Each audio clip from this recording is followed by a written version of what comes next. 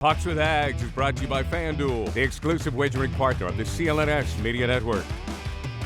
Hey, welcome to the Pucks with Haggs podcast. As always, I'm your host, Joe Haggerty. You can find my stuff at joehaggerty.substack.com. Got the latest Bruins news out there for everybody to read. My guest today, Josh Cooper, longtime hockey writer, has covered the Nashville Predators, the LA Kings, the Anaheim Ducks, written about some, the world of fancy stats and the business side of hockey as well. Lastly, for The Athletic, also for Puck Daddy. Was the Tennessean that you wrote for before that? The Tennessean, yeah. Covered the Predators for the Tennessean for 4 years during the mid to end Barry Trotz years, or end-ish, if you will. But they finally won playoff series when I was there. And then I left, and then they went to the Stanley Cup final. Well, still, you were there for a good time in Smashville when Barry Trotz was there. Let's thank our sponsors real quick before we get into the hockey stuff. First, we've got FanDuel. We always love to talk about FanDuel Sportsbook, the exclusive wagering partner of the CLNS Network. So thanks to them, as always, for sponsoring us. And we also have Factor Meals, America's #1 ready-to-eat meal kit, meals that are ready in 2 minutes, healthy vegan options, keto, all the stuff that my wife loves to make me eat. To eat healthier. They have that. It's delicious. I can't recommend it enough. So thank you very much to Factor Meals for the sponsorship as well. And let's get right into the hockey, Josh. Let's start, first of all, a little Bruins news. This week, they signed Jesper Boquist to a 1-year $775,000 contract, basically like the veteran minimum. Pretty decent player for the Devils last year, 10 goals, 21 points in 70 games. And I wrote about this in the latest piece on Substack. It was funny. Before the draft, Cam Neely, Don Sweeney talked to them in Nashville about how this was going to be the time for young players to break through their chance, because the Bruins are cap strapped. These guys are all going to, the Johnny Beecher, Oscar Steen, Georgi Merkulov, Fabian Lysell, Mark McLaughlin, all these guys that were at Providence last year, for the whole year and couldn't bust through because obviously the Bruins had a wagon of a team with all those established NHL players. Those guys are probably thinking, all right, this is going to be the year I'm going to make it. They're in salary cap trouble. But then the Bruins go out and they sign, JVR. They signed Patrick Brown. They signed several forwards, Milan Lucic on July 1. And now they've added Jesper Boquist as well. So like by my addition and my math, it looks like they have 7 forwards for 6 bottom 6 spots, established NHL players, and all these young guys. Maybe they're not going to get their chances this year. So it's going to be interesting as always. The Bruins have this thing where they kind of always put an NHL player as a barrier between the young guys and being on the roster. And they really essentially have to take the guy's job. And it looks like it's setting up to be that again, when I think a lot of Bruins fans assumed the young guys were going to get their shot this year. So just your impressions, I guess, having watched the Bruins last year, the offseason that they've had, and, sort of what they're readying for this year as somebody that's watched from afar out there in the West Coast.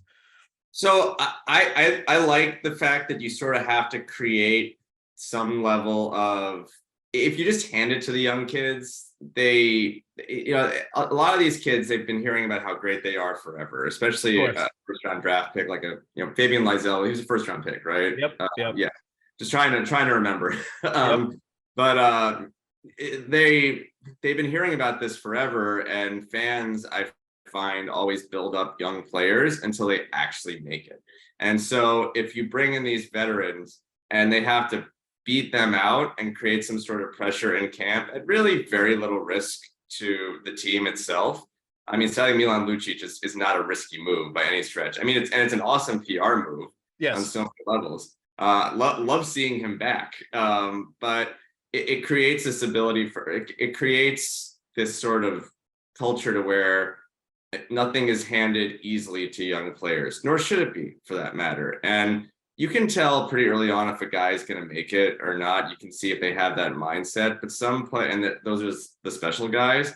But some guys really have to work hard to try to make it into the NHL. And the Bruins, I think they sort of are following that, maybe, if you will, 90s Red Wings model, early 2000s Red Wings model of trying to make sure that guys, you have an old veteran core. We think Patrice Bergeron's coming back. But you have we hope. Oh, I hope. we hope. I've enjoyed working with him for the last 19 years. I hope he comes back for number 20. I did a piece on Shea Weber for The Athletic, and he couldn't have been better talking about him. He's an absolute just tremendous person. But you have this kind of older core you want to sort of go back one more time with them. Maybe this is the last kick at the can this year for them. Maybe they get another one. I have no idea. These guys seem they age like Wolverine. I mean, it's like every single. I feel like when Don Sweeney is like trying to look at guys and trying to figure out, guys, like, can you heal and age slower than most guys? But and Bergeron seems to be one of those guys. But yeah, I mean, I think you're trying to sort of create this element of really making the young guys work for it. And I like that. I really, really do. Because I do think, we can sort of break things down to how a guy's Corsi looks, how the team plays on the ice when they're there versus when they're not on the ice. But at the end of the day, I think it comes down to culture and buy-in. And you want to create the right type of culture, the right type of buy-in. Are the guys that they sign the right types of guys for that? I have no idea. But I do think it's really good to try to at least make the younger kids work for it and not just hand them those spots. Yeah, definitely. And that creates the culture, right? When you really have to earn it and go out and work for it. And it's funny, like there's two sides to the development camp experience when you're covering it as opposed to when you're a fan, like pie in the sky, like, every player is great and going to be in the NHL. Like what you realize when you've been covering development camps for 10 or 15 years is that of the 32 players that were on the ice, 2, 3, maybe 4 or 5 max are going to be NHL players. You just look at the names on the list every year, and then you look at the names that end up being in the NHL. And I actually did that, because somebody had asked me about it last week, and I sort of went through all the rosters for 10 years, and it was no more than like 5 for each development camp, I think, that would have eventually been NHL players. Maybe, in a good year, 6 if you had a really good draft class or whatever. But, you kind of need to temper the expectations and sort of what you're seeing on the ice with their peers versus what it's really going to look like in the NHL. And I think the Bruins are smart to do it that way because, you do want, especially if your expectations are to make the playoffs, you do want established guys with a track record rather than throwing too many players that you really don't know what they're going to do for positive or negative. And it's going to be kind of an inconsistent, bumpy ride with a young player when they first come in, rather than go with a player like that's a little riskier. You go with a veteran to start at least. And, maybe the Bruins are buying themselves some time with some of these guys too, letting the young players play in the AHL for a few more months, to start the year. And then, maybe they can make salary cap moves at some point in the year, trade away some veterans and bring up the young guys if they feel more comfortable with it. But I think it's a smart play, the smart long play that the Bruins are making right now. And I think, it's funny. I feel like there's also an element of, how in baseball, you just bring in a bunch of like relievers and you're hoping a couple of them are going to like really pop and have good years because there's such a, there's such a variance from year to year with relievers a lot of times. I think there's part of that with the bottom 6 forwards too. You bring in 3 or 4 guys and maybe one of them really exceeds expectations and has a great season. And you're increasing your odds if you have a bunch that go in there. It's kind of like what the Red Sox did in 2003 when they brought in like David Ortiz, Jeremy Giambi, they had Shea Hillenbrand. They had a bunch of guys playing first and third base. And then all of a sudden, David Ortiz turns into this like monster. When I think originally they probably thought Jeremy Giambi was going to be the guy that was going to pop it, and it didn't happen that way. So, I think there might be an element of that too, with just especially in a salary cap environment now, where like you're able to sign all these players for 1 year, $775K, 1 year, 1 million, whatever. Like you mentioned, Luch, 1 year, 1 million, maybe 1.5 if he gets bonuses. Like that is an awesome investment from a PR standpoint, from a toughness and intimidation standpoint, what he's going to bring, like standing up for players and putting the fear of God into the other team, from a guy that knows his role now and is 34, 35 and wants to win. And if he's the scratch and he's the 13th forward some nights, he's totally going to get that too. And I think that makes sense for short money to plug those kind of guys in. But moving on, because we do want to get to the NHL. Also this week, Bruce Cassidy, awesome move. Took his day with the Stanley Cup back to Massachusetts. He spends his summers here. He has a house on the Cape. And he started a Cassidy Murray Foundation, helped start it. A young girl that tragically passed away. Her best friend was Bruce Cassidy's daughter, Shannon. And the Cassidys came back with the cup today to kickstart the Cassidy Murray Foundation, named for that young girl that tragically passed away. And that's how he decided to use his day with the cup. And I think it speaks so much to Bruce Cassidy as a person, Bruce Cassidy as the hockey coach, Bruce Cassidy as a dad, the Cassidy family. And it's kind of why there was such an uproar here in Boston when he was let go last year. And they brought in Jim Montgomery because he was such a quality person and a good coach. And, he continues to show after finally winning the cup and getting to the mountaintop, like what a A-plus person he is. It's interesting you bring that up because first off, when he was fired, I was pretty surprised when that happened. A lot of people were. I think he was surprised. What? I think he was surprised. Yeah, I mean, well, he had just so much success, and also he's a really great tale. And I mean, in some respects, I mean, in a lot of respects, Jim Montgomery is too, in regards to just kind of not having the success you wanted in your first job, and then getting a second chance and really doing something with it. But between with Bruce Cassidy and his first job in the NHL, and then moving on to with the Bruins and just taking off there, and now he's a Stanley Cup champion with Vegas, and it's just. And you saw it too with Mike Sullivan in Pittsburgh. But one of the things I've said this, I mentioned this a little bit earlier, is just I truly do believe buy-in and culture is super important. And with the Bruins and what sort of, and you mentioned Bruce Cassidy and what he was able to do in Vegas, they bought in. They completely bought it. Yes, they had depth. Yes, they were able to trade for Jack Eichel and Mark Stone, and they had a lot of salary cap flexibility because of the expansion situation, and they drafted really well. You have to give them major props for how they just sort of were able to manipulate the system super well, and then turn a lot of those players into better contracts. And the players they had ended up not being on huge salaries, but at the end of the day, he helped foster a culture there and buy-in at a time when you needed buy-in. And they were able to go on a major run, and they had every single person up and down the lineup playing extremely well. That speaks to Bruce Cassidy. That speaks to the type of person he is. You mentioned his day with the cup, bringing it back to Massachusetts, the foundation, and have had nothing but great dealings with him, at least from my perspective in the past. But I think it's also a lesson for the Bruins in that, not to say, oh, you let go of the wrong coach and brought in the wrong coach. That's not the case. I think What just happens is they just need to get buy-in at the right time. And oftentimes it just happens when you least expect it. Like when the Washington Capitals won in 2018, we thought they were cooked. We thought they were done.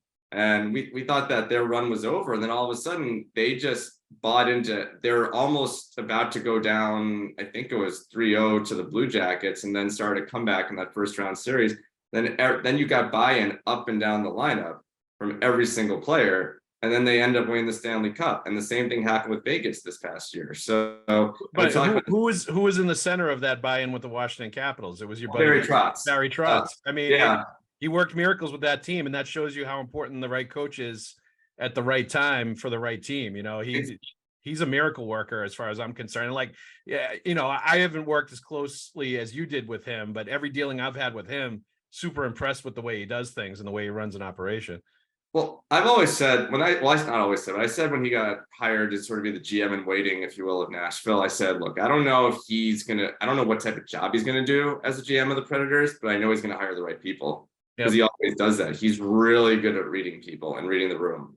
Now, I haven't dealt much with Jim Montgomery, but I do know that, and you saw it in some respects, and not to bring up any bad memories for Bruins fans with the Panthers this year, was that they bought in to whatever Paul Maurice was selling at the right time, and were able to take it far enough to where all of a sudden the wheels kind of fell off in the final. Maybe they got tired, they got injured, Yeah, they were definitely banged up. You could see them running out of gas at that point. Yeah, the brakes stopped going their way. But it really, I think when you have a good coach and you see it, you're in Boston with a guy like Bill Belichick, who's been able to just be there forever.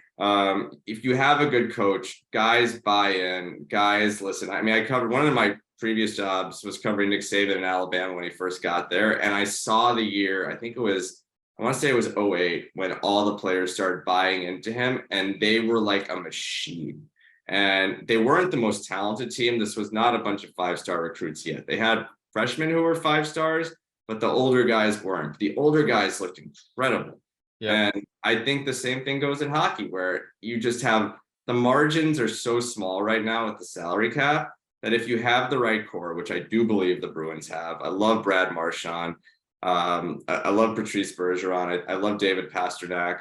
I think their goaltending situation is solid. No problems there. I mean, they can win games. I think when you have the right core, and obviously, oh my God, I love Charlie McAvoy. Sorry, I can't believe I left him out. He's one of my favorite defensemen.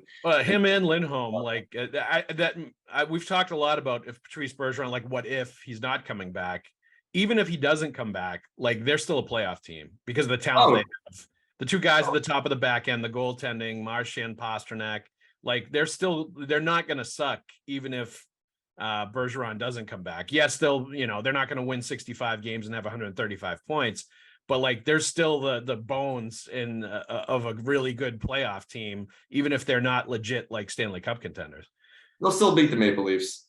Yeah. Yes. Well, we're going to get into the Maple Leafs. That's actually, I'm glad you said that, because let's get into the winners and losers and kind of like who we liked what they did and maybe didn't like what they did to this point in the NHL offseason. Take your swing at betting MLB on FanDuel and get 10 times your first bet amount in bonus bets, up to $200. That's right. Just bet $20 and you'll land $200 in bonus bets, win or lose. That's $200 you could use to bet against the Red Sox because you think they're going to lose most nights. It's on a safe app that's secure and really easy to use. And when you win, you get paid instantly. That's why we love FanDuel Sportsbook. So there's really no better place than to use it, the exclusive wagering partner of the CLNS network. Sign up today and visit FanDuel.com/Boston to get up to $200 in bonus bets. That's FanDuel.com/Boston. And you'll land up to $200 in bonus bets based on the first bet that you give them. Because let's get into the winners and losers and kind of like who we liked what they did and maybe didn't like what they did to this point in the NHL offseason. And like, obviously there's some incompletes because you still feel like Erik Karlsson is going to get traded somewhere. There's still some players out there that maybe there's going to be movement in the next month or two, even though this is the time of year where everybody up in Canada is going to their cottages by the lake and kind of shutting the phone off from about July 15th until August 15th. It's kind of, super dead usually in NHL circles. And this is the time when everybody like us can go on vacations too. I wrote an article on Substack about, and I graded all the NHL off seasons. And so we'll go back and forth with some teams here. I'll give you one winner right off the bat. Detroit Red Wings, Steve Yzerman. They got Alex DeBrincat. I thought that was a really good trade. Signed JT Compher. They got Kaylor Yamamoto and Klim Kostin from Edmonton because, they're in salary cap hell in Edmonton as well. That's one of the teams out there. Shane Gostisbehere, a 1-year deal. He can be their power play quarterback if they want. I like how they continue to build and they continue to bring in players. And you feel like Stevie Y is doing in Detroit what he did in Tampa and building a long-term winner and putting all the pieces in place. And it's part of an Atlantic division that's just getting better and better. It's funny, when he drafted Moritz Seider, we were all just sort of like, wait, what does he know that we don't? Exactly. And apparently he did because the guy's an absolute beast. But I totally agree with you on him. The thing that I always struggle with the Red Wings is that the myth of Steve Yzerman versus what he is, because he built such an amazing group in Tampa. A group that I don't know if we'll ever see something like that again in the salary cap era with how he was able to accomplish what he did. And it was almost like they just kept, there just was always new guys coming in every single year that I wasn't expecting, like a Braden Point, for example. Who ever saw him becoming a superstar player. I definitely didn't, but I think the big difference of what he's had to work with Detroit versus Tampa is that Tampa, he had Steven Stamkos, he had Victor Hedman. There was some luck that enabled them to get very, very, very high draft picks, and also high draft picks and generational players too. He hasn't had the luxury to, he's gotten some good players in Detroit for sure, but he hasn't had the luxury to be able to do that. But I like what he's doing in regards to just saying he's trying to build. He's also cutting his mistakes if he can. Like, for example, Zadina trading. I wouldn't say trading Hronek is a mistake, or having him was a mistake. But you're trading him and you're trying to build more with your youth, which I get. You're basically making moves on somewhat lower risk veterans, and you're building something with depth that can last. I mean, I just think of, say, the Bruins model, for example, of just, or even the Bruins model or the Vegas model, if you will, of just being able to have your core, but also being able to have those 4 lines that you can roll out and those 3 defense pairs and strong goaltending if you can make it. I mean, he's had some struggles with goaltending. But they also have some prospects too in their system. So I do like what he's doing. I agree with you. I think as far as the way this offseason was going to play out with the cap and whatnot, I think he made about as the best moves you could possibly make. They should be a playoff team next year. And also on top of that, they weakened a rival in Ottawa. And he saw that weakness there. He saw the ability to weaken a rival, and he did it. And now they're going to jump them. And Ottawa was supposed to be a team on the rise, and they still may be a team on the rise with their younger players, but they're not going to be as strong without DeBrincat now. No, so definitely. And it's funny. I think the one thing you can do, like the Tampa model, if he wants to follow it in Detroit, as far as staying out of salary cap jail, is you need to hit on your 3rd, 4th, 5th round picks in the draft and find like the diamonds. Like Braden Point's the perfect example of that. Like I still remember the first time I saw him play in Tampa. He was a rookie, and I just watched one game. The Bruins were playing Tampa, and I think between periods, I went over and started asking the Tampa writers. I don't remember if it was Joe Smith or who it was, but I went over and said, "What's the story with this guy? Like he flashes, like he was noticeably good. You could see it right away." And I was like, I'd never heard of him before. Where'd he come from? And I had to look it up from there because he was just that good when he was on the ice that it was very noticeable. And they hit on guys like that all the time. You're going to have to do that in Detroit. And like that's part of it is like he had a great team of people working for him in Tampa, scouting, all that, where they were clicking on all cylinders, not only getting like Stamkos and Hedman, but like really hitting on those kind of players, the Points of the world and others, where they kept replenishing with players from their system that they drafted and developed. And that's, you have to have kind of a draft and development machine, to steal the phrase from Theo Epstein when he was with the Red Sox. If you're going to be, sustainably good in a salary cap environment like the NHL, there's no doubt about it. You have any winners or losers you're hot on right now, Josh? I like what Nashville did. I wouldn't call them, say, winner or loser, but I like what they did just because Ryan O'Reilly's a good player. He's a winning player.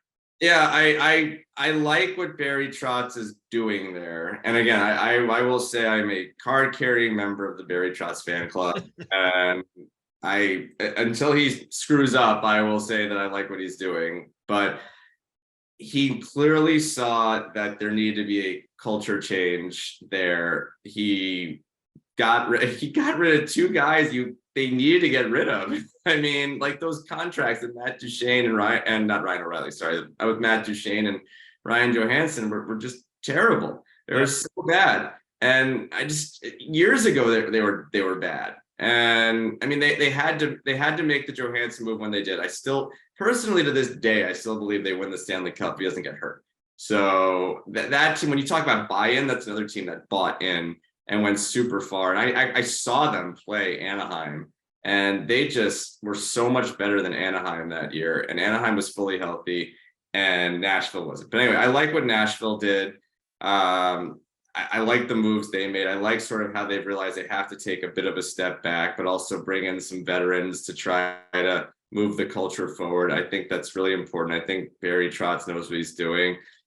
I don't know what LA did. Like as far as it could work out really, really well, or it might not. But I think I put LA as both, right? Because yeah, like you like the fact that they like went for it with Pierre-Luc Dubois, and they kind of needed a star player that's like in his mid-20s. Kind of, he fits the profile, I feel like, of what the LA Kings absolutely need when you look at him on paper. But like you're taking a risk on a guy that's flamed out of 2 organizations because he's basically quit on them. Like that's an awfully big risk unless the guy is super motivated to play for that team in that market. Yeah, but you look at where he's played, and nothing against Columbus or Winnipeg. I've loved going there. I have no issues with the organizations there, and I've heard in Columbus that they treat their players incredibly well. But and I mean Winnipeg is a tremendous hockey market to play in, but I mean LA's LA, and I don't think he's going to flame out of here because you can actually get away from hockey when you're here, and the weather's great. That's true. 2 things that both of those other markets can't really offer. And I look at that team now, I look at the depth they have. Andrei Kopitar is still incredible. They got Philip Dano. They can now, Quentin Byfield can actually he can develop and move on up without having to sort of take the harder matchups and do it with less pressure because there are 3 centers in front of him. Or you can even just put him on wing and see if he can develop on wing at this point. And their forward group is really, really good. And if you want to win in the Western Conference, you need those 2-way forwards that can shut down the team that beat them the last 2 years, which is Edmonton. And I think you have strong 2-way forwards that can shut down those big offensive players. So I really like what they did. We do have Factor Meals to help us out. America's #1 ready-to-eat meal kit when it does get busy, when it does get crazy, when we do need a quick meal. They fuel you up fast with flavorful and nutritious ready-to-eat meals delivered straight to your door. Takes less than 2 minutes to cook them. They're fresh, never frozen, meals ready in 2 minutes, like I said. They have calorie-conscious options, going upscale with some of the things they're offering now, like surf and surf meal options, roasted garlic filet mignon, and shrimp and Cajun spiced shrimp and salmon, which is like right in my wheelhouse. This is the kind of stuff I'm all about. So it's got everything for everybody. There's 34 plus chef prepared, dietitian approved weekly options for meals. You can get snacks, you can get breakfast items. Like it's a great deal. So if you want to get Factor Meals, go to factormeals.com/Haggs50 and use the code Haggs50 to get 50% off of your first box. It's a great deal. I've tried it. It's fantastic. I recommend it to you. We love these ready to make meal kits, especially when we're on the go with our kids. So one more time, that's factormeals.com/Haggs50 to get 50% off your first box. You won't be sorry if you go to Factor Meals. It gets the Haggs thumbs up seal of approval. You mentioned the incompletes. Pittsburgh, not so sure where they're going. Just depends if they get Erik Karlsson. I always like what Carolina does, because they seem to make really smart moves and smart investments all the time. My only question with Carolina, and I put them as both too, because I really like the Dmitry Orlov signing. Seeing him in Boston, he's still got a lot in the tank. I saw him do things in the Bruins with the couple of months he was there that I didn't think he was capable of when he was with Washington, especially offensively. Like he kind of got into a little more of like a Roman Josi Rover thing when he was with the Bruins, where you'd find him in spots in the offensive zone where you usually don't find defensemen, like creating plays and making things happen. And it was a really interesting dynamic, along with the, I didn't realize his shot was as good from the point as it was too. So like there's a lot of offensive upside with him, in addition to, being 5'11", 210 pounds, hitting hard, playing physical D, like being kind of a fire hydrant defenseman, where I think he's going to just obviously add to what's already a really good defenseman core with the Carolina Hurricanes. And it's a great move for them to get him on a 2-year deal. In a weaker free agent class, he was probably the best free agent out there, certainly one of them. But the one thing I was questioning with the Hurricanes was Freddie Anderson and bringing him back. And kind of, they've got a young prospect goalie. They have Antti Ranta, and now they brought him back as well. And it's kind of, it feels like it's a really crowded sort of backfield for the goalie situation. Especially for a team that could have upgraded, other places with some of the players that they lost. Yeah, and one of the big issues with them, obviously, is that they can possess the puck really well, but they just can't score when they need it. But also getting Andrei Svechnikov back, I think will take care of that in a big way. At least we hope. Those ACL injuries are just, when he got hurt, because we also like him so much. He seems like such a good guy and an entertaining player. That was painful, like seeing that happen. So I like, but I like how they invest. I like how they operate. I mean, they made some really, really strong moves. Incompletes. I mean, I mentioned Pittsburgh. Maple Leafs with William Nylander. What's going to happen there? And Auston Matthews, for that matter. Honestly, I think the Leafs. I put them down as a loser because it's more of the same with them, right? They got Tyler Bertuzzi, who, obviously that they weakened the Bruins by taking him when the Bruins kind of wanted to keep him. And they got the Max Domi thing's a good story, him going to the Leafs and playing there, like that's fine. But like I look at the team that they're putting together there, and it feels like they're not getting better in any of the places they really need to get better at in order to win in the playoffs and separate from what they do during the regular season, where they're just scoring goals and playing run and gun hockey, from what you need to do in the playoffs. Like when you watch the Leafs in the playoffs, Ryan O'Reilly was like one of their best players, and they lost him. Noah Lochari was one of their best players, an impactful player. And he's gone too. And like the other guys that, the star players, they were in and out, but Auston Matthews didn't have a goal in the second round, right, of the playoffs when they ended up losing that series. Seemed to never get discussed. It's the same thing, though. You know what I mean? Like it's like they're not learning from their mistakes, and they're not like saying, "Hey, we need to build up our defensemen more. We need to improve our goaltending situation. We need to work on the things that we're short on, that we keep like running into problems with in the playoffs." Instead, they keep bringing in guys like Tyler Bertuzzi, who was not good defensively. Like as much as he was good in front of the net on the power play and net front in general, definitely gritty, has a lot of offensive skills, showed a lot of great chemistry with David Pastrnak in the short time they were playing together. Like he's got some things that you like about him. And he had a 30-goal season with the Wings a couple of years ago, but he's not a good 5-on-5 defensive player. Like he's a liability out there in the defensive zone and just defensively in general. And you're adding that to like a bunch of players that are kind of already like that to a degree to begin with. Like I just don't feel like, first of all, I thought Kyle Dubas was overrated as a GM to begin with. But now they've brought somebody else in, and it feels like they're doing the same stuff over and over again. So one thing I think you'd probably agree with me on this, you've been around the league long enough, is that you can't manufacture team toughness. You see guys, it has to come from your core. Your core has to learn. Your core has to, and I honestly, I think Mitch Marner's gotten incredibly gritty and tough over the last years. I really like the way his game has evolved. I think William Nylander is completely within his right to ask for $10 million because I've seen his game elevate during the playoffs. Auston Matthews is going to want a lot of money. You're going to have to pay him because he does the one thing that it's hardest to do in the NHL, which is score goals. Yep. Where has he been in the biggest moments, though?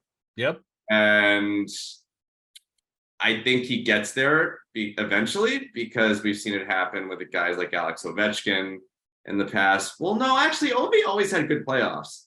Yeah. Like, right? Like he did. No, he always played really, really well. I mean, sometimes he would like flame out and start yelling, swearing and rushing at his goalie and throwing him under the bus, and he would do crazy stuff like that. Like you always worried about, I think, the combustible side of Ovechkin in the playoffs. Like he would lose control and not be the leader that he really needed to be. And I think that was issues that they had. But like, you're right. He performed on the ice. I think his thing was more like tearing into guys that weren't performing at his level or couldn't perform at his level. He tried too hard almost. He would sometimes that too, like 15 shots a game or something like that. Yep.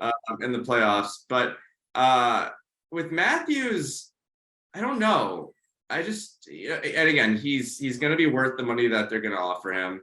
And the Leafs, I'm sure, are going to try to re-sign him. But yeah, I feel like,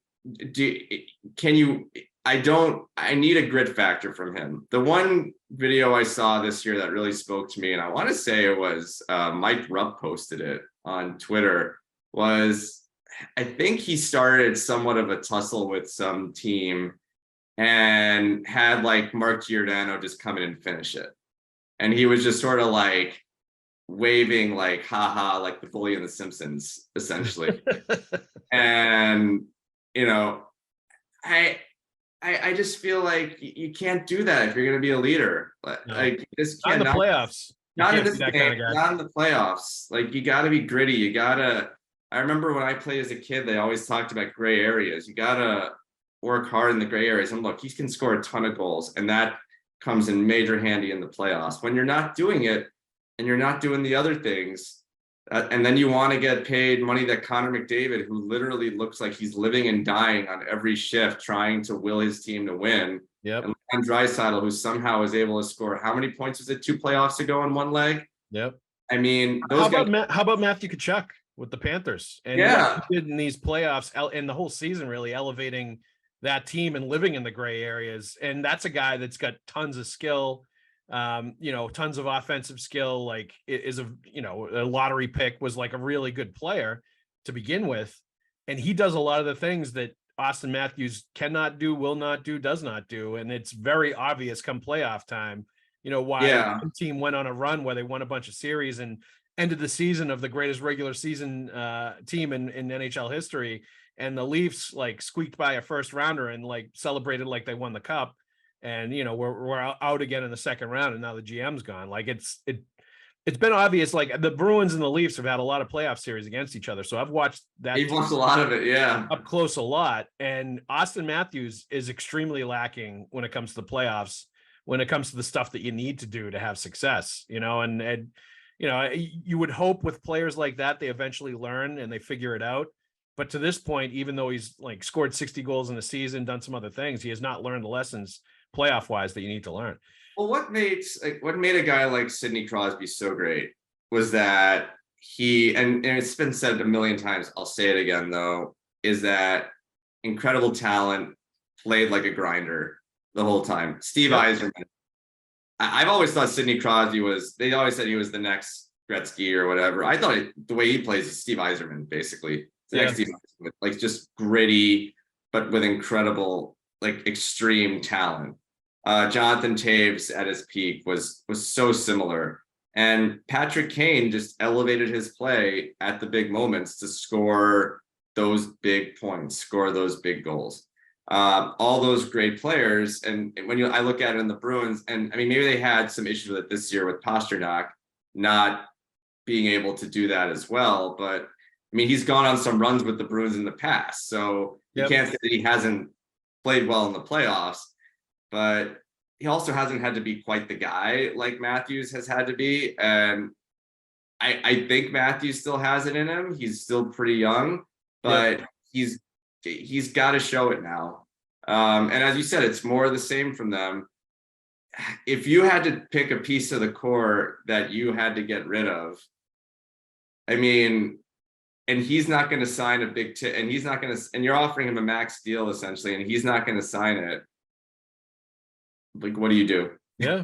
I mean, in a league where even Wayne Gretzky can get traded, like anything can happen. I'd be surprised if that's the way it goes with them. But like, it gets to a certain point if they think he's not coming back, especially with a guy like Brad Treliving, now the GM in Calgary, who is probably very sensitive about getting burned by players who don't want to be there anymore, and just leaving them hanging. With Johnny Gaudreau and Tkachuk, Gaudreau especially, obviously, and he kind of learned the lesson by trading Tkachuk when he did. But like, that's an interesting dynamic with that kind of a situation and that GM who like lived it in Calgary before, and that's going to be interesting to watch. Calgary is another team I had in my losers category because Tyler Toffoli obviously didn't want to play there anymore, and they moved him. And they did get Sharon Govich, who was a decent player, no question about it. He's fine. But it felt like there was even more coming, like more players that seemingly didn't want to be there. You'd heard a lot about Elias Lindholm, Noah Hannafin, like other big pieces that might be moving on. And Calgary feels like a team to me that like is starting like a decline phase where like people are getting out of Dodge, and where like, they tried to maintain with that trade they did with Florida, and they did a pretty good job with a player that, didn't want to be there anymore. But it feels like they're going from the high point they were at to kind of coming back down. I mean, I just would have kept Kachuk and just would have just dealt with it, like what they do in the NBA or whatever. Like, just deal with it. I mean, trade him at the deadline, like at least have him for a few, season, whatever. Yeah, I mean, easier. I mean, it's easy to say that now, and I think one of Brad Treliving's greatest strengths back then, and I don't know how Craig Conroy is going to work out, but one of his greatest strengths was that he seemed to actually care about his players and listen to them. And so when a guy said, "I don't want to be here anymore," and he tried to accommodate that, and you heard the things he said about Johnny Gaudreau when he left. There was nothing bad he said on the record about him. It was all good stuff. Whereas you've seen situations where players leave as UFA, GMs feel torched. I remember David Poyle just being extremely upset about Ryan Suter leaving, and Ryan Suter just basically being like, "Wait, why is he so upset? It was my right to leave." Right. So, which I agree with Ryan on that front. It's like, you have an opportunity in your life to go make more money and live where you want to live. Why would you not do it? But GMs make decisions like that all the time with players when the hammer is in there. Yeah, right, exactly. So, but as far as just Calgary goes, I loved their team 2 years ago. I thought it was so good. I thought that was a Stanley Cup contender. It's been really sad to see what's happened since then with them, because I mean, I covered Daryl Sutter out here. I really liked him. He was always really nice to me. I remember like him coming up to me once, like before media session, he goes, "Sup, champ?" And I'm like, I mean, the joke we used to have is that Daryl would do the arm touch or whatever, be like, "Hey, buddy," like, not in a creepy way or whatever. No, in a friendly way. "Hi, how are you?" Yeah. Like deal. Maybe a little socially awkward, not knowing how to, how to sort of say hi to a media member. But yeah, it's been sad seeing what's happened there, because it's a good place to play. It's a great fan base. Yeah, the building sucks, but whatever. And it's a great market, and players just don't want to play there, and I don't really understand why. But because I live out west, I like being out west. I think there is a more laid back vibe out in the western part of this sort of North American, north of Mexico, if you will, part of the continent in pro sports that you don't get on the East Coast. Yeah. And yes, it's in city and it's intense, but we have other stuff to do out there. You can go skiing in Banff instead of going to a hockey game, and players probably don't. There's pressure, but they probably don't feel it as much. So maybe players don't get treated very well in the organization. I have no idea. Well, I feel like some of it is definitely there is a Canadian fishbowl sort of thing where they get treated differently. I think the Canadian markets, where TSN's there every day, and it's a little more intense than it would be in some of the other markets. So there is that. Like, there's a faction of players. There's a faction of players that probably aren't interested in that or don't want that as much. But like, I think that's a small fact. Most players want to play in a place where it matters, where the fans are into it, where they're one of the big shows in town. Like, he's Calgary in Montreal, right? Like, not even close. In Montreal, not even close. There.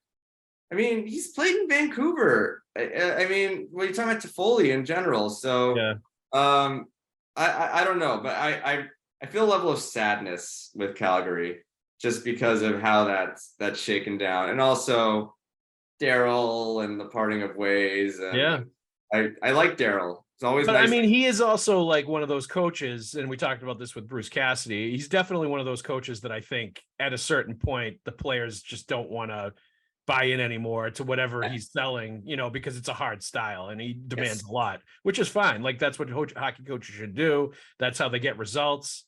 Like, it's sort of like the John Tortorella effect when he goes somewhere and he's not going to be there forever, because at a certain point players are like, I just don't want to do this anymore, and quick Torts aside. Because I know Torts is a Massachusetts guy. So a few things. First off, and also there's another Massachusetts guy, Dean Lombardi, former GM of the Kings. Yep. GM of the World Cup team comparing Torts to Cincinnati. Some, I don't remember if it was Roman or Greek, like person. Sounds Roman. Or whatever. That was great. I remember hearing stories about Torts when he coached in Vancouver, is that there is this area, I don't know if you've heard about it, but it's called Point Roberts. Yeah. And it's this little slice that I think it's below what it would be, the 47th parallel. Is that it? That is connected to a Vancouver suburb, but it's actually in the United States. And I remember hearing Torts live there and would go back there after morning skate, essentially to walk his dogs. Because you know how much Torts loves his dogs. Oh yeah. And when I lived in Vancouver for a year, and you go to this place, and it's weird. You're in this suburb of Vancouver, which is like, it was very, very urban and built up. Then you're in Point Roberts, where there's just nothing. It is like small, tiny town US. And but it's not connected to the US mainland. It's connected to Canada. And I think you could say that he was still living in the US, even though he connects. Exactly. And because he's Torts and he's he's an American hero. But exactly. But that reminds me of Mike Babcock, who would always go for a jog along that like boardwalk on the lake in Detroit when they still played at the Joe, and he would like do his run right before he came in to do the media availability with all the reporters. Yes. I'd see him out there when I was walking to the Joe in the morning, and he'd come flying by me, and he was just about to go in to talk to the Detroit reporters. Oh yeah, but it's like these coaches. I love it. I love it's so funny, some of them. But just seeing Torts like unwind, walking his dogs. I'm like imagining in my head the beach in Point Roberts and the traffic. I live in Southern California. Everyone talks about how bad the traffic is. The traffic in Vancouver is brutal. And so then I'm just imagining him trying to fight back through the traffic after being in Point Roberts, because again, it's not close to then get back to the game and then try to pick a fight with the Calgary Flames dressing room. Yeah, exactly. Well, that's why he was at a boiling point after fighting through the traffic. Yeah, I mean, it must have been. I used to do a podcast, The Athletic, with Shane O'Brien, who was actually, I think, was there playing for the Flames when Bob Hartley was the coach there, and he always had some great stories. He did not like playing for Bob at all. But another hard driving coach that like was awfully demanding. Yeah, we actually had a pod. I don't know if it's still out there, but where he pointed out how Bob crossed the line, he thought, on a lot of guys.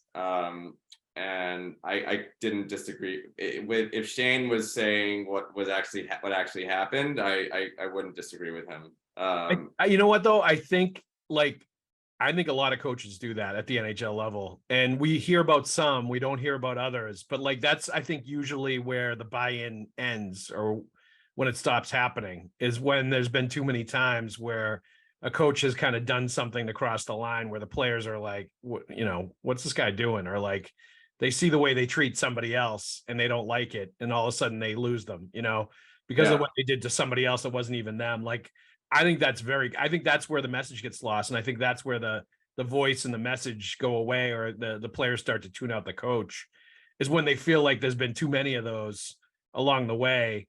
Yeah. Which speaks to there's an expiration date on the coaches after a few seasons. When a couple of these things have happened, all of a sudden they, build up and it turns into that. Like, I think even, the coaches that would seem like mild-mannered to the media, I think that's what happens, and I think that plays a big role in it.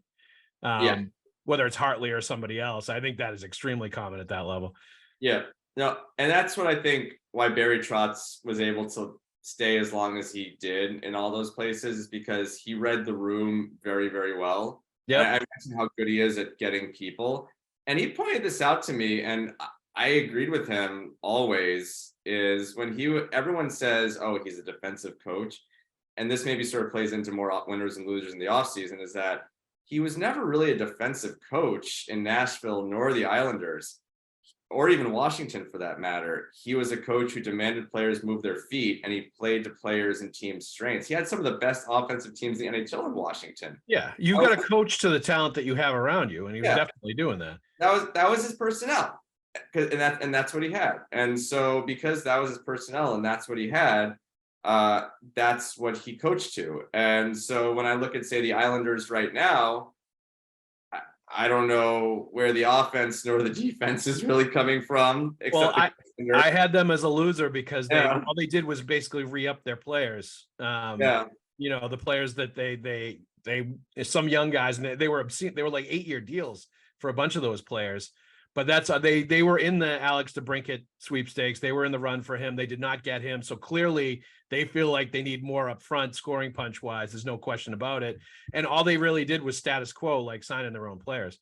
Are they a better team than they were a year ago at this point? I think so, absolutely. And that is one thing I'm trying to take a bit of a holistic view or a big picture view of them, is that I think, look, I mean, Lou put his money where his mouth is. He made the Horvat trade and then he signed him. And good for him on that front. So I add that to the postseason moves. Yep, that's true. So, and I like Bo Horvat a lot. I think he's gritty. I think he works hard. I like him a lot as a player. As a 1C, not so much. But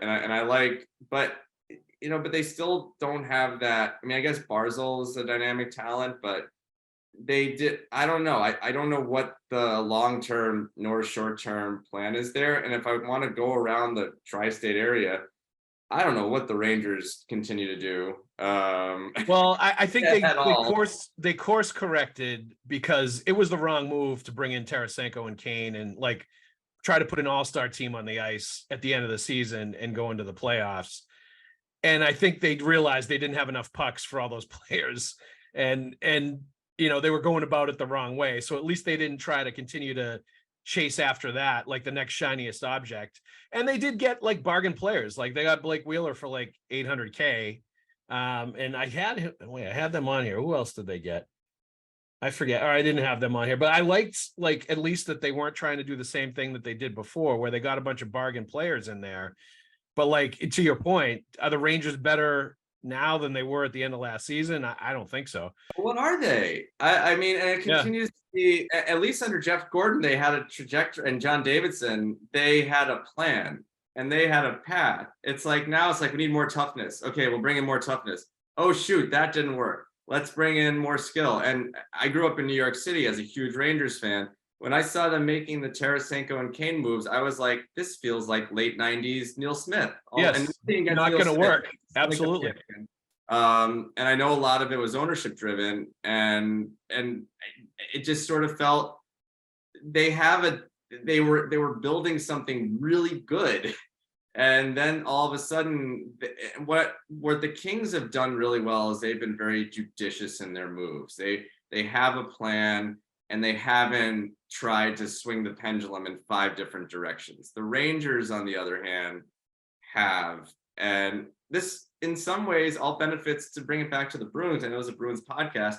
This all benefits the Bruins because I think a lot of teams in the Eastern Conference, some got better maybe, but ultimately, again, as long as Patrice Bergeron comes back, which is the big thing with the Bruins, I think they at least sort of have a short and long-term plan. And I think a lot of teams, like say the Rangers again, and again, you could catch lightning in a bottle like the Panthers did. Yep. And run, or like the Rangers even did 2 years ago for that matter, and go to the Eastern Conference Final. But I don't really see the improvement there, nor in Toronto. Pittsburgh, not yet, unless they get Erik Karlsson. We'll see how that happens.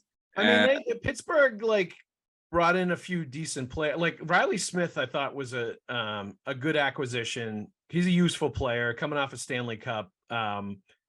But that speaks to the cold-hearted nature of the GMs out in Vegas, where we talked about Vegas earlier. One of the reasons they're successful is because they will jettison whoever they need to jettison if a better player or a better team move comes along. And they obviously like Barbashev in the playoffs and what he brought to the table, and thought he was a better player, a winning player, a more sort of well-rounded player than Smith was. And so they kind of traded them out and just jettisoned Smith to Pittsburgh. But to your point, like Pittsburgh didn't make the playoffs. Like they needed to do something big. They needed something substantial, not we're going to bring in a bunch of peripheral players and, throw a couple of veteran pieces in there and see if we can squeeze more juice out of Evgeny Malkin and Chris Letang and Sidney Crosby. And, they did re-up Tristan Jarry, which is fine, but they do need a big something like Erik Karlsson, which it would be interesting to see how he plays in Pittsburgh if he goes there. But they need to make a move like that. Like I felt the same thing about Washington. Very disappointed with them. Yes. When you watch them and when you watch the way the season ended for them, they were sellers selling off Garnet Hathaway, Dmitry Orlov, and their big move is to buy cheap on Max Pacioretty coming off a couple of Achilles, surgeries. So like it's interesting to watch the Eastern Conference right now because some of the traditional teams that have been really good, the Flyers, the Rangers, I still think are going to be decent, even though the plan doesn't seem to be there. And that's a tribute to what Gorton built and the pieces he had in place before he left. But like the Flyers, the Capitals, and the Penguins, the Metro division, I think, is a mess. And a lot of the traditional teams are falling out, aside from Carolina. Whereas I think the Atlantic division, like Tampa's still obviously going to be strong, even though they didn't do a ton. Toronto is still a playoff team. They're just not going to win in the playoffs based on the moves that they've made and the talent that they have. Florida, I think it was less lightning in a bottle. They were 2 years ago. They were the President's Trophy winners. That's a really good team. And they added a Hart Trophy candidate, Matthew Tkachuk, to a really good team. Like that's a team that is going to be good for a while. Like they've got good pieces in the primes of their careers. And you also have Detroit, Buffalo, Ottawa, all getting better. Buffalo. Yeah. So, there's going to be a lot for the Bruins. I think are going to be more challenged to get in the playoffs because the division on its own is better.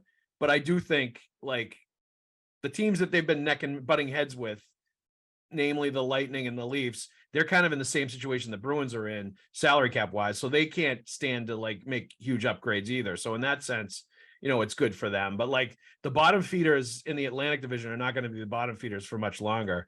Montreal may be a year or two away still, even though I highly believe in what Jeff Gorton and Kent Hughes are selling. And I think long-term, they're going to build a really good team there. But like the other bottom feeders in the Atlantic division are going to be substantially better this year.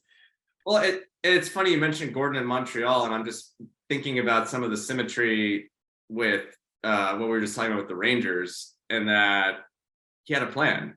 He was very detailed. He had a plan, and it was building brick upon brick upon brick. It wasn't sort of trying to come up with some sort of weird Frankenstein type model of a team. Like he was really, really good at being judicious with his moves. And you're right, he's doing the right things in Montreal. I agree with you. I think they're a few years away, but I also think the Lightning and the Bruins to me are the class of the Atlantic Division when it comes to the playoffs.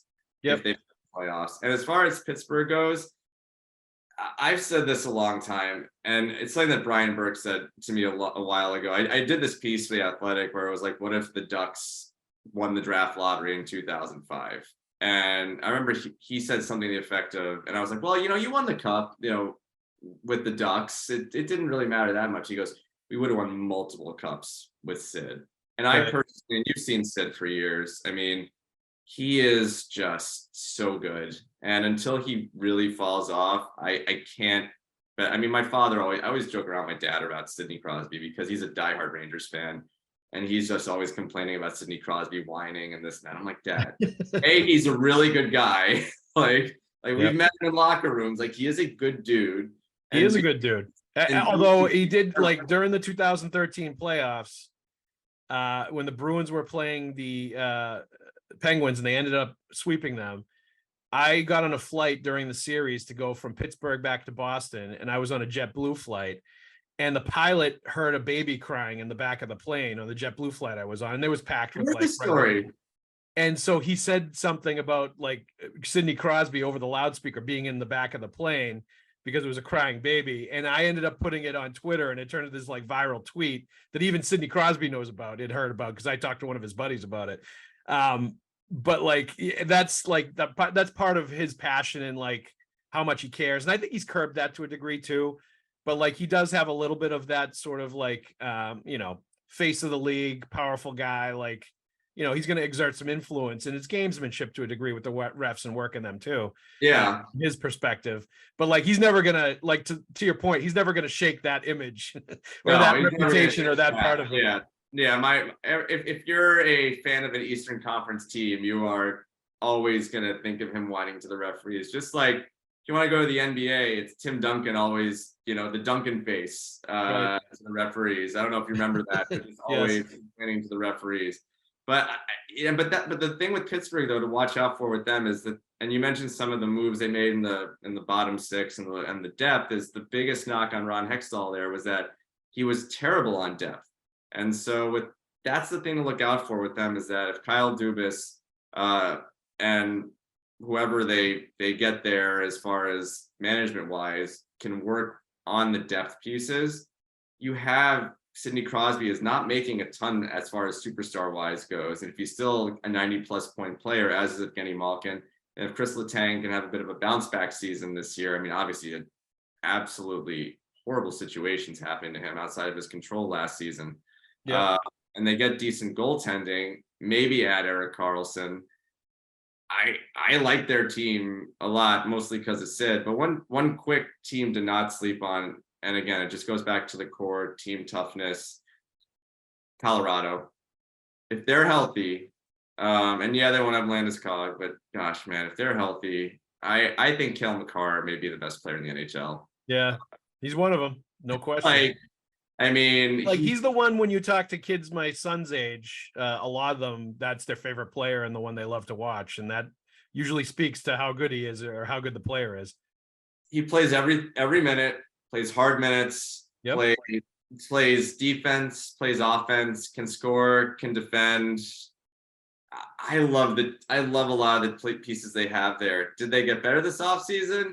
I don't think Ryan Johansson's really the answer on a second line center, but with Nashville eating 50% of his salary, it's a much easier pill to swallow. And if he's motivated, then, because he's never won a Stanley Cup and he's with a competitive team, maybe that's the right gamble you make. But yeah, I like them an awful lot, and I like they were active. I've always liked Miles Wood, even though he's been inconsistent in New Jersey and he's had injury stuff going on. But like that, a bottom six player that just crashes the net and is an absolute pain in the ass to play against, and is a big, strong guy that's like straight ahead fast. Like I've always liked, and it's not huge money that they signed for. He's going to bring something to the table there too. I definitely like what Colorado did. Let's go quick lightning round through some of the other teams, and you can give me your thoughts. I'll list a bunch and you can give me your thoughts. Chicago Blackhawks, I thought, were a winner. Obviously, Connor Bedard, generational player. I'm buying in on him big time. I think he's going to make an immediate impact. Obviously, I don't think he's going to be like Hart Trophy candidate right off the bat, but I think he's going to elevate them quite a bit, and he's going to have a huge impact in the NHL right away. And I liked that they brought in Taylor Hall, Nick Foligno, Corey Perry, some veteran guys to kind of bring them along too and show them the ropes, that are good leaders, good competitors. I like what Kyle Davidson's doing there. Columbus, Adam Fantilli, I think, is the kind of star young forward they needed and can plug in with Johnny Gaudreau and help him start to elevate them. And I also like, that they beefed up their defense. Ivan Provorov, Damon Severson. Obviously, Merzlikins is going to have to be really good for them, but I like what they did. Minnesota got the good luck charm, Pat Maroon. I know, I love that move for the Wild next year. Big rig. Ottawa, I like that they got Jonas Korpisalo. I think that's a big upgrade for them in net. And even though they didn't get, they couldn't keep Alex DeBrincat, that's a talented young core. Winnipeg, I put as a winner because I like the package they got for Pierre-Luc Dubois, and they got rid of Blake Wheeler, who clearly was another player there that I think Rick Bowness, when he had that exasperated press conference at the end of the year, I think that was about Pierre-Luc Dubois and Blake Wheeler to a degree. And it's no coincidence they're both gone.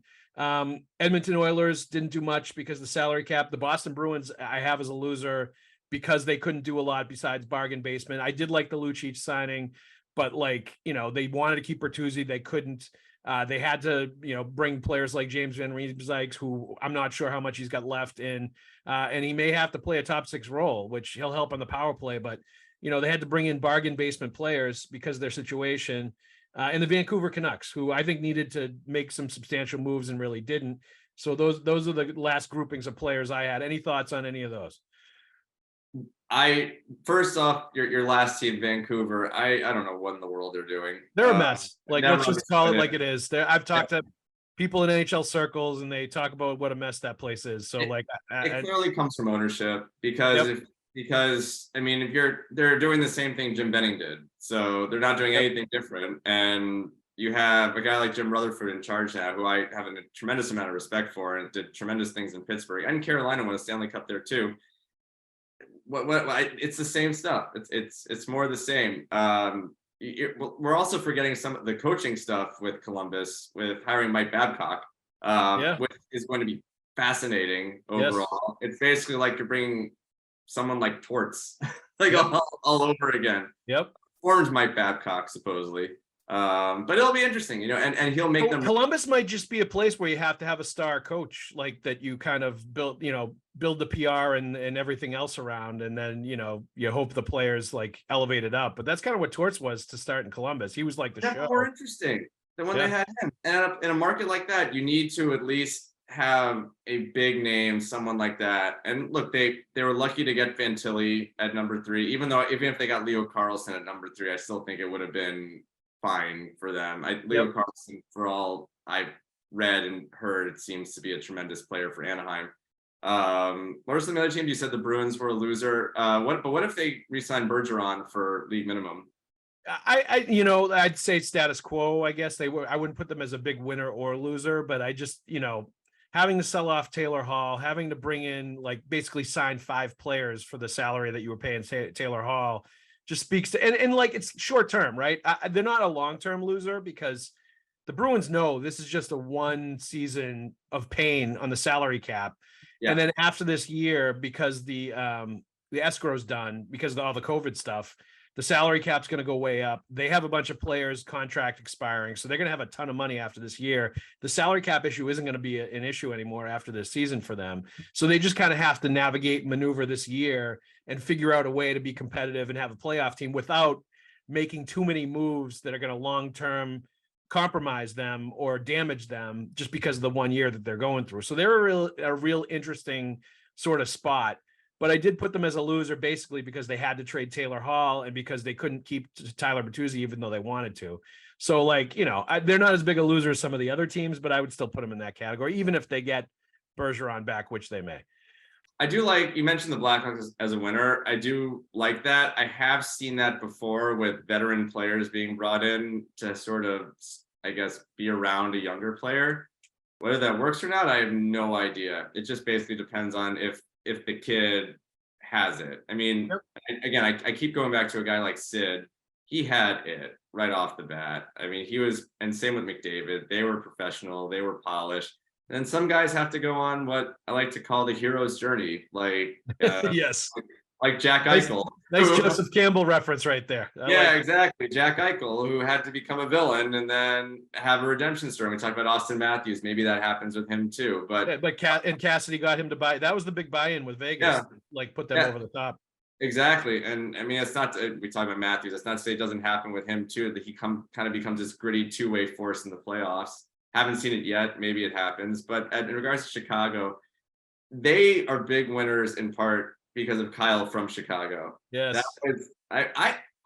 My biggest litmus test always as to whether hockey is crossed into the pop culture sort of realm is if I show a video to my wife and she thinks it's funny. And she thought that was funny. And I was actually very nervous for him when he was listing off names in regards to when he got the man on the street situation. Yes, I was too. They was going to give away something like a player they were interested in or something like that. Yeah, and he listed off so many players. And I remember messaging with friends of mine in Chicago who were just Blackhawks fans, and we just were like, yeah, he looked like he could have just been one of us hanging out in Nashville with the backwards hat. And his reaction to the last question about it being rigged for them getting the number 1 pick was it almost looked scripted to me. It looked like a commercial or something. It was that like well-timed, comedically, like he was really funny with the way he did it. He was offended by that question. I thought he was really bothered by it. That's what it looked like to. But he didn't. I think he wanted to like show like that it was definitely not rigged, but he also kind of was having some like fun with it too. Like, and that's what my read on it is. I thought the way he reacted to it was really funny, and not in like a pissed off way, kind of in a definitely. Look, we're a franchise in desperate need of goodwill. Yes, and we don't need to go in on everything that happened there 2010 onwards or whatever, but that was, and that felt like a breath of fresh air to me. And that video plus Bedard plus the moves they made felt like a real turnover moment for them. Yeah, it was a reset. They needed that. That's why they had to cut ties with Taves after last season. That's why they had to trade Patrick Kane. That's why they had to kind of sweep out all of the old guard of the past dynastic era and really start new. They needed a reset. And I think that this summer and this offseason was exactly what they needed. And now, maybe Seth Jones won't be so miserable there after signing, thinking he was going to like a playoff team or an up and comer, and realizing they were like basement dwellers for the next couple of seasons. I was covering Nashville when he fell to them, and in 2013, and that you could write a book on the 2013 draft and the top four and how that all broke down. That was just so fascinating to me, but because he was the number one prospect, and then Colorado takes McKinnon. And then Florida basically said beforehand, okay, if they're taking McKinnon, we're going to take Barkov. It was basically all public knowledge. And then it was at number 3, seeing Steve Yzerman and David Poyle talking on the draft floor in New Jersey, and just sort of us wondering what they were talking about, because Tampa had the number 3 pick, and they took Jonathan Drouin, and then Seth Jones falls to Nashville, and then Seth Jones is there, plays his rookie year, and then he ends up getting traded. But I remember 2013, they were comparing that to the 03 draft. And now obviously they're comparing the 23 draft to the 03 draft. And really at the end of the day, and I remember, I think it was Dustin Brown said this to me. And if it wasn't, I apologize to Dustin Brown if I'm misquoting him. A player said this to me in a locker room once. But it's a crapshoot. The draft is a crapshoot. And 2003 just ended up, I will say this quick funny story about Hugh Jessiman, the last guy to make the NHL. I remember Hugh Jessiman, yes. In 2003. It was a Rangers draft pick, right? He was, yeah. The one team that whiffed was the Rangers in 03, go figure. But he played at Dartmouth, I believe. Yes, he did play at Dartmouth. And I do remember, his nickname was Huge Specimen. But he was friends with a guy who I went to college with at Vanderbilt. And I remember just bumping into him at the rec center. He was visiting him like in college. And I was like, oh, wait, you were drafted by the Rangers. And he was like, oh, yeah. I'm like, oh, hey, what's up? I'm Josh. Like, nice to meet you. Back when I was a Rangers fan, it was funny. I don't know. But like I knew, you never know. I mean, you just, in 03, the Ducks ended up with Corey Perry and Ryan Getzlaf. I mean, the Flyers got Mike Richards and Jeff Carter. Well, the Bruins drafted Patrice Bergeron in the second round. Yeah, he'd be the number 1 overall pick now in that if you redrafted that entire draft. Dude, I mean, we can end with some Patrice Bergeron love here if you want, but go for it. Oh my God, I love watching that guy play. He is. Him, Kopitar, mostly him though, just because he's so intense. Like Kopitar is more kind of fluid, a bit more offensive, but just. Man, what a great player. Like, I mean, I put him on of that sort of era. He's on the Mount Rushmore with Sid, with Taves, Kane. Man, he's just, I'd put Doughty there maybe. Ovechkin. Ovechkin. Yeah, obviously Ovechkin. Just, wow. Just such I don't know if, I would say he's underrated. I hope we get at least another year out of him in Boston. I hope it's as good as it was last year. Yep. Well, that's part. I mean, that may be part of the reason in the end result why we do get another year out of him is because last year was good. Like he won another Selke, he had a strong year. Obviously, he was hurt in the playoffs, and that put a real emphasis on what happened and why it happened. I think was because he was probably like 40% in trying to play when he came in from game 5 on. But like, I can't say I've known the guy for 20 years now. Like I was covering my first year covering the Bruins was his rookie season in 03-04 when he was really shy, not very sure of his English, just basically had peach fuzz on his face. He was the youngest player in the league at 18 years old. And, nobody thought he was going to make the team. And all of a sudden he just flashed in camp and kept going and going. And you'd ask Mike Sullivan about him, and he'd always get this weird smirk on his face when you would talk about him because he knew exactly what he had. He could tell right away how good he was. And he just kept getting better and better and better as things were going on and as the years passed. But the thing you say about Bergeron is obviously he's a winner. Obviously he's like, I think the best two-way center of his generation, Hall of Famer, like Ever, all that stuff. baby, ever. No Like, question. But like the thing about him is he's a better person than he is a player. And when Yeah. I've known him for a long time, awesome guy. Just like exactly what you would want your hockey player to grow up to be, plays the right way, leads the right way, includes everybody. Like you know, at this point in his career, it's very instinctual as far as leadership and bringing guys in and sort of being a leader of men. Like the guy is a special human being, and it's been a real like pleasure to be able to like cover him and watch him. So selfishly, I hope he plays another year because and it'd be another year of like sort of tailing him around and watching him go through the NHL. And it's fun. You know, it's enjoyable to see somebody that's that good a person and player.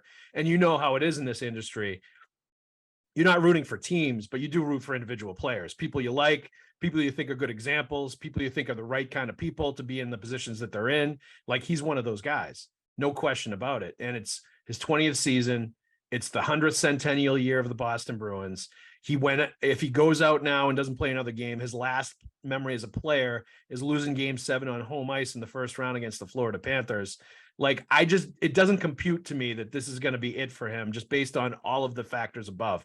Now I understand he just had a son, Felix. He's got 4 kids now, 3 boys, 1 girl. Wow. His oldest Zach is like 7. He's same age as my daughter. You know, I've seen him watching Zach learn to play hockey and all that stuff. Like, and he's like the proud dad with the camera out, like taking the videos and everything.